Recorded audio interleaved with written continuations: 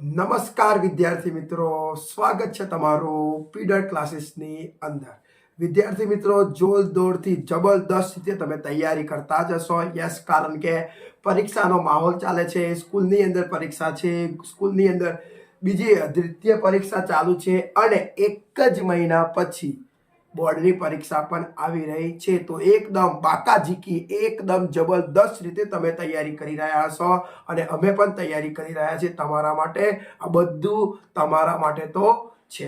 Yes students, આજે આપણે આ વિડીયોની અંદર વિજ્ઞાન વિષયની અંદર વિભાગ ડી ના મોસ્ટ આઈએમપી પ્રશ્ન કવર કરશું. જો તમને ડર લાગતો હોય, તમારી કમ્પ્લીટ તૈયારી ન હોય તો ડોન્ટ વરી વિદ્યાર્થી મિત્રો, ચિંતા ના કરશો. ચિંતા કરશો તો કંઈ નહીં થાય.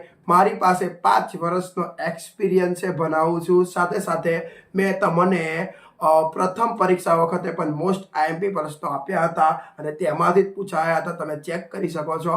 ત્યારબાદ ગયા વર્ષે પણ આપને આપ્યા હતા, એવી જ રીતે આ વર્ષે પણ આપને આપવાના છે. તો વિડીયોને એન્ડ સુધી બન્યા રહેજો. જે તમારો ડર છે એ ડર તમારો 100% નીકળી જશે. તો ચાલો વિડીયોની શરૂઆત.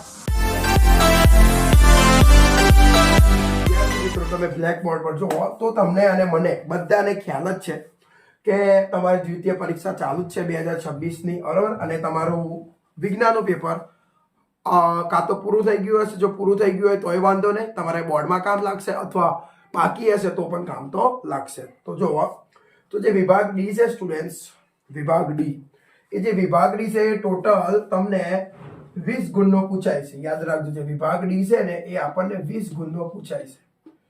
20 ગુણનો પૂછાય છે એટલે આપણને એક પ્રશ્નના 4 ગુણ, એક પ્રશ્નના 4 ગુણ એટલે તમારે ટોટલ 5 પ્રશ્નો લખવા પડે. 5 પ્રશ્નો લખવા, યાદ રાખજો. કેટલા લખવાના છે? 5 પ્રશ્નો લખવાના છે. 5 પ્રશ્નો લખવાના હોય છે. તમને અને મને ખ્યાલ છે કે 4 ગુણનો પ્રશ્ન હોય અને 5 પ્રશ્નો લખવાના છે. હવે તમને ખ્યાલ કહી દઉં, જો તમને ખબર ન હોય તો, કે જે વિભાગ ડી ની અંદર જે તમને પ્રશ્ન પૂછાય છે ને એ આમાંથી પૂછાય છે, આટલા ચેપ્ટરમાંથી પૂછાય છે. અને તમને પેલા વિકલ્પો વાળી પદ્ધતિ વિશે ખ્યાલ જ છે કે તમને 10 પ્રશ્નો આપે તો તમારે એમાંથી ગમે તે 8 લખવાના. એવી જ રીતે તમે અહીંયા જુઓ, તમારે લખવાના છે તો માત્ર 5 જ લખવાના છે, માત્ર 5 જ. પણ તમને આપવામાં કેટલા આવે છે એ તમે જુઓ. તો જુઓ, ચેપ્ટર 2 એસિડ, બેઝ અને ક્ષાર, તેમાંથી 4 ગુણના 2 પ્રશ્નો આવશે. 4 ગુણના કેટલા પ્રશ્નો આવે છે સ્ટુડન્ટ્સ? 2 પ્રશ્નો આવે છે. ત્યાર પછી ચેપ્ટર નંબર 4 કાર્બન અને તેના સંયોજનમાં 4 ગુણનો કેટલા આવે છે? 1 જ આવે છે, યાદ રાખજો. પછી ચેપ્ટર 5, તો ચેપ્ટર 5 છે જૈવિક ક્રિયાઓ, એમાંથી 4 ગુણના કેટલા આવે છે? 2 આવે છે. પછી ચેપ્ટર નંબર 10 માનવ આંખ અને રંગબેરંગી દુનિયા, એમાંથી 4 ગુણનો કેટલો આવે છે? 1 જ આવે છે. ત્યાર પછી ચેપ્ટર 12 વિદ્યુત પ્રવાહની ચુંબકીય અસરો, એમાં સોલેનોઇડ ઇમ્પોર્ટન્ટ, એમાં 4 ગુણનો 1 જ આવે છે. ત્યારબાદ છેલ્લું ચેપ્ટર નંબર 13 આપણું પર્યાવરણમાંથી પણ 4 ગુણનો 1 પ્રશ્ન આવે છે. તમે પ્રશ્ન ગણો તો કેટલા થાય છે જુઓ. 2 2 ને 1 3, 3 ને 2 5, 5 ને 1 6, 6 ને 1 7 અને 7 ને 1 8. તમને સ્ટુડન્ટ્સ 8 પ્રશ્નો આપવામાં આવે છે. સમજો, 8 પ્રશ્નો આપવામાં આવે છે. 8 પ્રશ્નો, 8 બધા પ્રશ્નો આપવામાં આવે છે બધું. અને તમારે શું કરવાનું છે? એ 8 માંથી માત્ર 5 પ્રશ્નો લખવાના છે. તમને 8 માંથી જે પણ તમને 5 આવડે એ 5 તમે લખી શકો છો. એકદમ સિમ્પલ છે ને. જો 8 આપવામાં આવે છે, 8 માંથી તમને 5 લખવાના છે. તો દેખો, તમારે જો તમે આમાંથી બધા ચેપ્ટર કવર ન કરી શકો ને તો પણ ચાલી જાય. બોલો, હું તમને એક્ઝામ્પલ તરીકે કહું તમારે શું કરવું જોઈએ, શું ન કરવું જોઈએ. એક્ઝામ્પલ તરીકે સમજજો. જુઓ, તમારે અહીંયા 5 જ લખવાના છે. તો કોક એમ કહેતું હોય સર આ ચેપ્ટર બીજું કરીએ, ચેપ્ટર બીજું કરીએ, ચેપ્ટર ચોથું કરીએ, ચેપ્ટર 5 કરીએ. તો 2 ને 1 4 ને 1 5 થઈ ગયા. હા, 5 થઈ ગયા. ઓકે, તો 5 તમારા થઈ ગયા. તો તમે આ ચેપ્ટર 10, ચેપ્ટર 12 અને ચેપ્ટર 13 ન કરો તો પણ ચાલી જાય. પણ થોડુંક સમજો, એવી રીતે નહીં કરવાનું. સ્માર્ટ સ્ટડી કરો, થોડુંક વસ્તુને સમજો.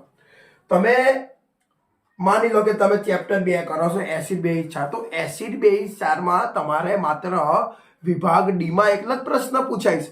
તમને એ ખ્યાલ છે ને કે એસિડ, બેઝ, ક્ષાર ચેપ્ટરમાંથી માત્ર વિભાગ ડી માં એકલા જ 2 ક્વેશ્ચન આવશે. તો તમે ખાલી વિભાગ ડી માટે કેમ કરો છો? કરતા હોય તો વિભાગ બી ને પણ કવર કરો 2 ગુણના, વિભાગ સી ને પણ કવર કરો 3 ગુણના. તો તમારે આમાંથી સૌથી પહેલા એ જોવું જોઈએ કે એવા કયા પ્રકરણ છે જે વિભાગ ડી માં પણ આવે છે, વિભાગ બી માં પણ આવે છે, એવું તમારે વિચારવાનું. તો હું તમને કહું સ્ટુડન્ટ્સ, આ ચેપ્ટર તમારે સૌથી પહેલા કરવું જોઈએ. આ ચેપ્ટર સૌથી પહેલા ચેપ્ટર નંબર 5 જૈવિક ક્રિયાઓ, આ ચેપ્ટર સૌથી પહેલા કરવું જોઈએ. એનું કારણ શું ખબર? આ ચેપ્ટરમાંથી 4 ગુણના તો 2 આવે જ છે વિભાગ ડી માં. વિભાગ ડી માં 4 ગુણના 2 આવે જ છે, પણ તમને ખ્યાલ હોય તો કહી દઉં, વિભાગ બી માં પણ 2 ગુણના 2 આવે છે. સમજો, ચેપ્ટર નંબર 5 છે એમાંથી 4 ગુણના પણ 2, વિભાગ ડી કમ્પ્લીટ, અને ચેપ્ટર 2 ગુણના 2 એટલે કે વિભાગ બી પણ કમ્પ્લીટ. એટલે ટોટલ તમારે કેટલા માર્ક્સ આવે? આના 8 અને પેલા 4, ટોટલ 12 માર્ક્સ આવે. તો તમારે સૌથી પહેલા આ ચેપ્ટરને કવર કરવું જોઈએ. જો ત્યાર પછી બીજું તમને કહું, એટલે 2 આ થઈ જાય સ્ટુડન્ટ્સ. પછી તમારે કયું કરવું જોઈએ કહું? ચેપ્ટર નંબર 10 માનવાક અને રંગબેરંગી દુનિયા જે છે ને એ તમારે કરવું જોઈએ. કારણ કે એમાં કેવું છે, આ બીજું રાખીએ છીએ, કારણ કે જો એમાંથી 4 ગુણનો 1 આવે છે અને 2 ગુણનો પણ 1 આવે છે, એટલે અહીંયા પણ કામ લાગે. એટલે બીજું આ કરો તમે સારી રીતે.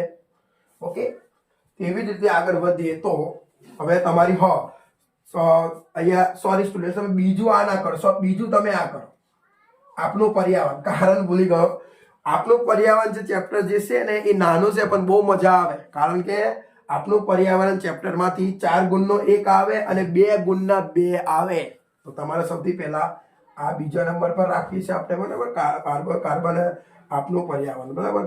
તો તમારે 3 અહીંયા કવર થઈ ગયા.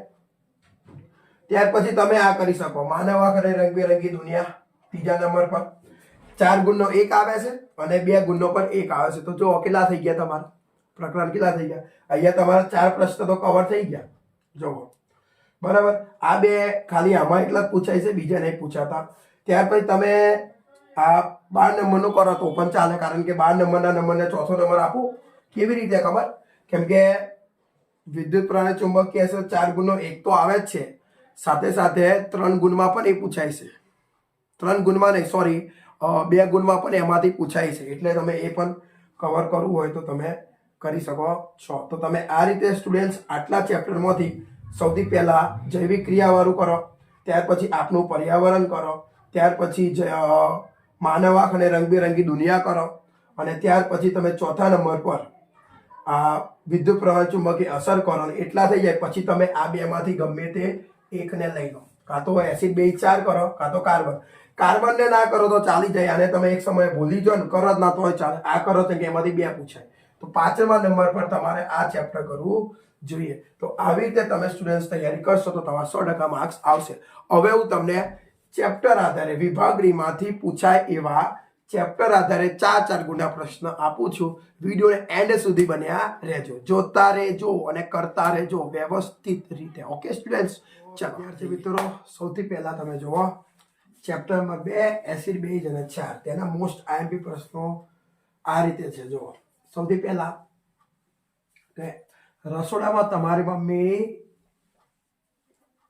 કરકરા પકોડા કે કેક બનાવવા માટે કયું રસાયણ વાપરે છે?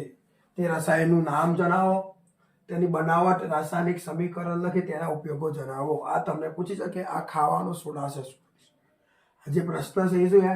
ખાવાનો સોડા છે. ત્યાર પછી જે ક્વેશ્ચન 2 છે ને, એ હું અત્યાર સુધી જેટલી વખત મેં વિડીયો બનાવ્યો છે ને એટલી વખત મેં એમને આઈએમપી આપ્યો હશે. એટલે આ પ્રશ્ન બિગ ઇમ્પોર્ટન્ટ કહેવાય કે દાણાદાર ઝીંકની મંદ સલ્ફ્યુરિક એસિડ સાથેની પ્રક્રિયા દર્શાવતા પ્રયોગનું આકૃતિ દોરી વર્ણન કરો. તમારી ટેક્સ્ટ બુકની અંદર 2nd પેજ પર જ આકૃતિ છે. એ ઝીંકની સોડિયમ હાઇડ્રોક્સાઇડ સાથેની પ્રક્રિયાનું સમીકરણ લખો. ત્યાર પછી પ્લાસ્ટર ઓફ પેરિસ કેવી રીતે બને છે તેનું રાસાયણિક નામ અને સૂત્ર જણાવો. તેનો ઉપયોગ ગયા વર્ષે આ બોર્ડમાં પૂછાઈ ગયો છે.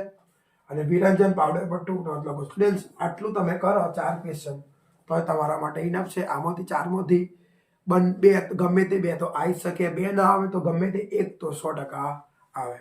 ચલો હવે આપણે બીજા ચેપ્ટરની વાત કરીએ. જો તો ચેપ્ટર નંબર 4 કાર્બન અને તેના સંયોજન. આની અંદર તમને એ બી પૂછી શકે, મતલબ 2 ગુણનો A અને 2 ગુણનો B એમ કમ્બાઈન કરીને પૂછી શકે. તો જુઓ એમાં એની અંદર છે તફાવત આપો સાબુ અને પ્રક્ષાલક, એ પૂછી શકે. ત્યાર પછી બીની અંદર પૂછ્યું છે કે નીચે આપેલા સંયોજનો માટે ક્રિયાશીલ સમૂહના નામ અને સૂત્ર લખો. તમારે એનું નામ અને સૂત્ર લખવાનું છે. કે પ્રોપેનોલ છે તો એ ક્રિયાશીલ સમૂહ, તો આમાં કયો ક્રિયાશીલ સમૂહ છે? પ્રોપેનોલ. નોલ એટલે ઓલ, તો આમાં આલ્કોહોલ છે અને આનું સૂત્ર લખવાનું છે. એટલે ક્રિયાશીલ સમૂહના નામ અને સૂત્ર, મતલબ આનું સૂત્ર નથી લખવાનું પણ એમાં કયો ક્રિયાશીલ સમૂહ રહેલું છે એ. તો પ્રોપેનોલમાં ક્રિયાશીલ સમૂહ છે આલ્કોહોલ અને એનું સૂત્ર છે બંધ OH. અને પ્રોપેનોલમાં જે ક્રિયાશીલ સમૂહ છે એનું નામ છે કીટોન અને એનું સૂત્ર છે બંધ CHO. ઓકે. ત્યાર પછી બીની અંદર ત્યાર પછી પ્રશ્ન નંબર 2 માં એમાં બંધારણીય સમઘટકો એટલે શું? બ્યુટેનના બંધારણીય સમઘટકો દોરો. એવું પૂછે કે જેના અણુસૂત્ર સમાન હોય પરંતુ રાસાયણિક સૂત્ર અલગ અલગ હોય તેને બંધારણીય સમઘટકો હોય છે. એ પછી બીની અંદર એસ્ટરીકરણ પ્રક્રિયા સહિત સમીકરણ સમજાવો.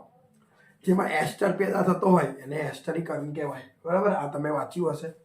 ત્યાર પછી ત્રીજા ક્વેશ્ચનમાં પણ છે એની અંદર છે બંધારણીય સૂત્ર લખો, બેન્ઝીન અને ક્લોરોપ્રોપેન. તો આનું તમારે બેન્ઝીનનું સૂત્ર દોરવું પડે અને ક્લોરોપ્રોપેનનું પણ લખવું પડે.